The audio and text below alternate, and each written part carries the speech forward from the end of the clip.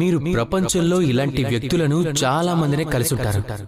ఎవరైతే స్వార్థపరులు అనుకుంటారు, వారికి అవసరం పడినప్పుడే మిమ్మల్ని వాళ్ళు గుర్తు చేసుకుంటారు.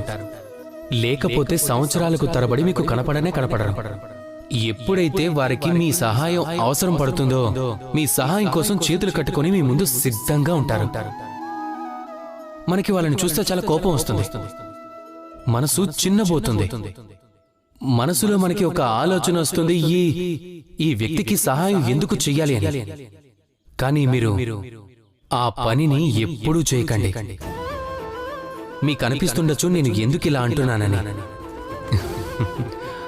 గుర్తుపెట్టుకోండి, దీపం యొక్క వెలుగుని వ్యక్తి అప్పుడే గుర్తు చేసుకుంటాడు ఎప్పుడైతే అంధకారం అతనిని కమ్ముకుంటుందో. ఆ వ్యక్తిని స్వార్థపరుడు అనుకొని మీరు కలవరపడకండి.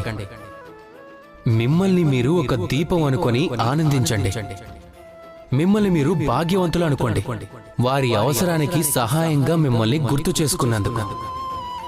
ఎందుకు అంటే ఈ ప్రపంచంలో మీరు ఒకరికి సహాయం చేయగల యోగ్యులు. ఈ జీవితంలో ఎవరో ఒకరు స్వార్థపరులని మీరు మీ దృష్టికోణాన్ని మార్చుకోకండి.